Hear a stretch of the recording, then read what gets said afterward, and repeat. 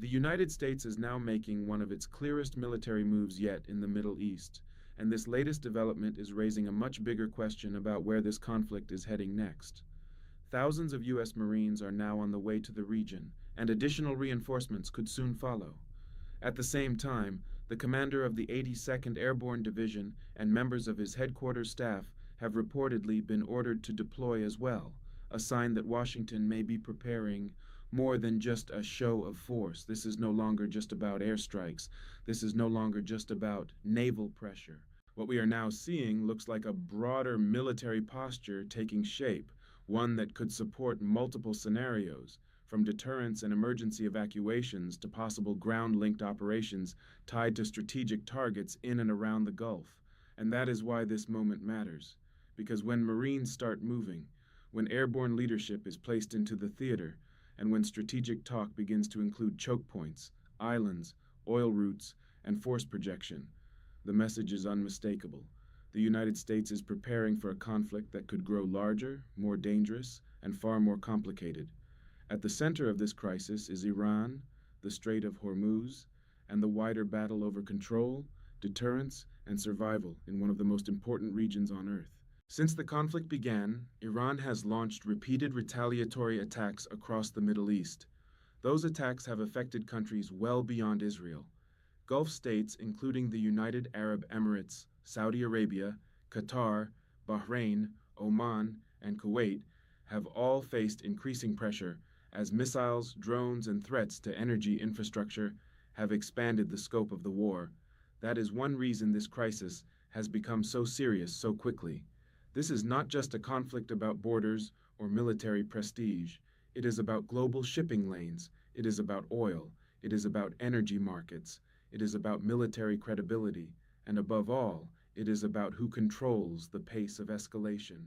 One of the most alarming moments came when Iran fired 2 missiles toward Diego Garcia, the joint U.S.-British base in the Indian Ocean. The missiles reportedly did not hit their target, but that almost misses the point. The real significance of that launch is what it suggests about capability.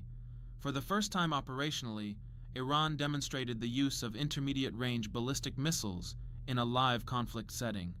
That matters because it changes the map. It changes the threat radius. It changes the assumptions many countries had been making about what Tehran could or would do. If Iran can strike that far, then this is no longer only a Gulf problem. It becomes a wider international security issue. Suddenly, military planners are no longer thinking only about bases in the region.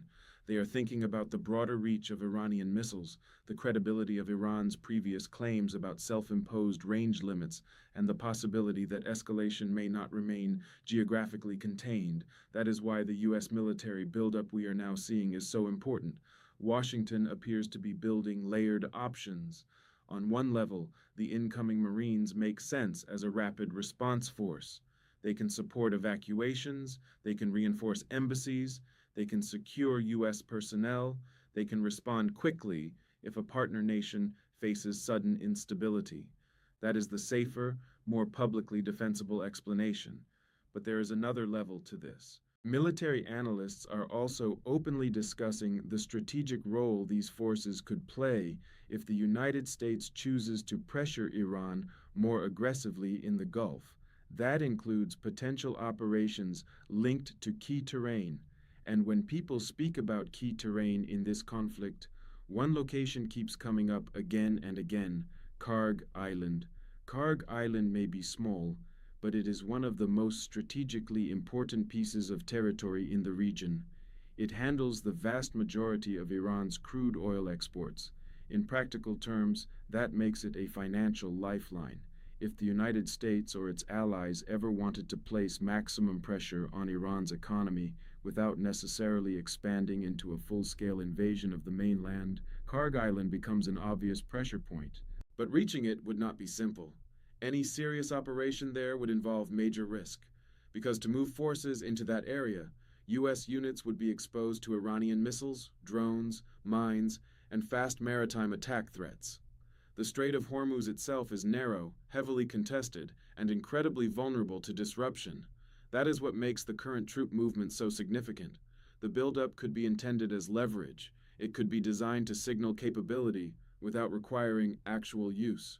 It could be the military equivalent of saying, "We are ready, we can move, and we can escalate if necessary." And that message may be aimed not only at Iran, but also at the broader region, because Gulf allies are watching closely. So are global markets. So are U.S. adversaries beyond the Middle East, and so is Iran's leadership. Whatever structure of leadership remains functional at this point. At the same time as this military buildup, President Trump has continued to say that talks with Iran are ongoing. According to multiple reports, the United States has sent a peace framework or demand structure that includes major conditions tied to uranium enrichment, nuclear capability, and Iran's regional behavior. The core U.S. demand remains clear. Iran cannot be allowed to maintain a path to a nuclear weapon. That has been the center of the argument from Washington all along. The administration also appears to be demanding broader concessions involving missile capability, support for regional proxies, and perhaps even practical guarantees related to freedom of navigation and the future of the Strait of Hormuz. Trump has gone further, suggesting that the United States is finally talking to the right people. That comment matters because there has been widespread confusion over who exactly is speaking on Iran's behalf. Public statements from Iranian officials have often contradicted one another. Some deny talks, others hint at indirect communication. Various regional mediators appear to be involved, and there is increasing speculation that formal political figures may not be the only power centers that matter right now. Some reports suggest the real decision-making could be concentrated inside military or security structures rather than purely religious or civilian channels. If that is true, then negotiations are even more fragile than they appear, because then the question becomes not simply whether a deal is possible, but whether anyone on the Iranian side has both the authority and the stability to actually enforce it. And that uncertainty is one reason the Pentagon seems unwilling to slow the military side of the campaign. The pressure continues. U.S. officials have made clear that strikes and force positioning are not being paused just because diplomacy is being discussed. In fact, for many military analysts, diplomacy only works right now if it is backed by overwhelming pressure. That appears to be the logic behind everything we are seeing. More than 9,000 strikes have reportedly already taken place. Iranian vessels have been damaged or destroyed. Strategic nodes have been hit. And now, troop movements suggest the next phase may involve preparing for scenarios that air power alone cannot solve.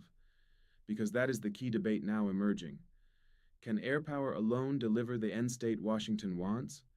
Some argue yes. They say the United States can continue degrading Iranian missile infrastructure, command and control systems, logistics nodes, maritime threats, drone facilities, and economic lifelines until Tehran is forced into compliance. Others argue no. They say air campaigns can break systems, but they do not physically control space. And in a conflict where the Strait of Hormuz is central, where islands matter, where shipping access matters, and where deterrence depends on denying Iran the ability to threaten traffic in the future, physical control becomes a real issue. That does not necessarily mean an invasion, but it does mean military planners may be considering limited operations tied to specific objectives: secure a corridor, neutralize an island, protect shipping, deny missile launch points, create a buffer, force a concession. Those are the kinds of mission sets that become thinkable when Marines and airborne assets are in motion. Of course, the risks are enormous. Any move involving boots on the ground would immediately raise the stakes for American forces. Iran would likely attempt to prove that the United States cannot operate freely in the Gulf without paying a price. Missiles, drones, swarm tactics, maritime mines, proxy attacks, and information warfare would all intensify. And politically, once boots touch contested ground, the perception of the conflict changes. That is why some analysts argue the Marines are more likely there for flexibility than for invasion. A credible force can deter, evacuate, stabilize, and threaten all at once. Sometimes the greatest value of troop deployment is not what it does, but what it makes possible. That is exactly why this development is being watched so closely. Another major factor here is the reaction of regional allies. There are increasing reports that Saudi Arabia and the UAE are edging closer to direct involvement, especially after repeated attacks and growing frustration over Iran's behavior. That is potentially one of the most important shifts in the entire conflict. If Gulf states move from support and coordination into direct participation, the war changes shape. It stops being a conflict centered mainly on US Iran and Israel Iran dynamics and becomes a wider regional alignment against Tehran. That would place even more pressure on Iran, but it would also raise the chance of wider retaliation and a larger spiral of escalation. This is why the Strait of Hormuz remains the ultimate focal point. It is not just a waterway, it is leverage, it is the pressure valve for global oil markets. It is the route through which enormous volumes of energy pass, and it is the place where military, economic, and geopolitical power intersect most visibly. If the strait remains disrupted, markets panic. If it reopens securely, markets calm. If Iran retains the practical ability to threaten it at will, then any future ceasefire may only be temporary. That is the deeper strategic issue. Even if the immediate fighting slows down, the larger question remains unanswered. Who controls the conditions of long-term security in the Gulf?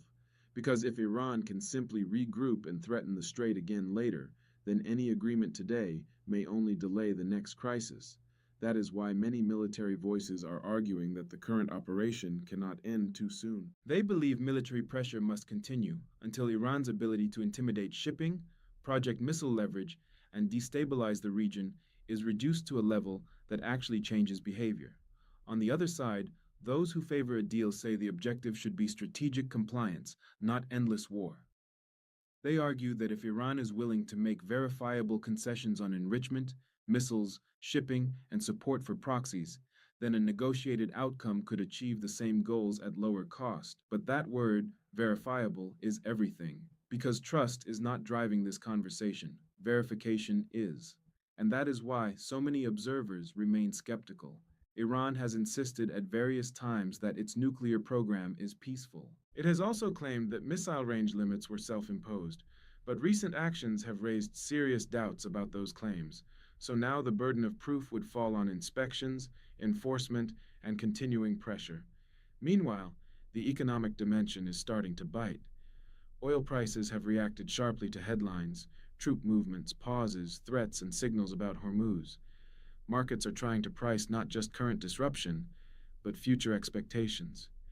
If traders believe the strait will reopen and remain secure, prices can come down. If they believe escalation is still building, prices remain elevated, and that affects everyone. From major importers in Asia to working families in the United States, energy prices turn distant wars into domestic pain. That is one reason the administration has been trying to present this moment as short-term pressure for long-term stability. But whether the public accepts, that depends on what happens next. If diplomacy shows real movement, the troop buildup may be remembered as leverage that helped force a breakthrough.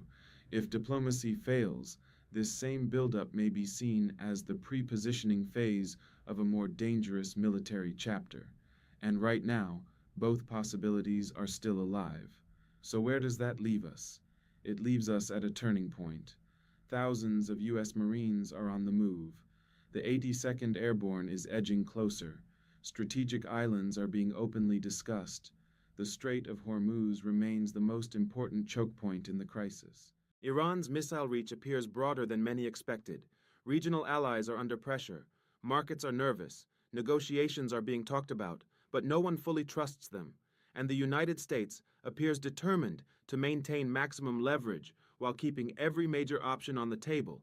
That means the next few days could define the next few months, because this may be the final stage before de-escalation, or it may be the military shaping phase before something much larger. Either way, one thing is now clear. This conflict has entered a new level. The troop movements are real, the stakes are rising, and the world is now watching to see whether this buildup forces peace or prepares the battlefield for the next phase of war.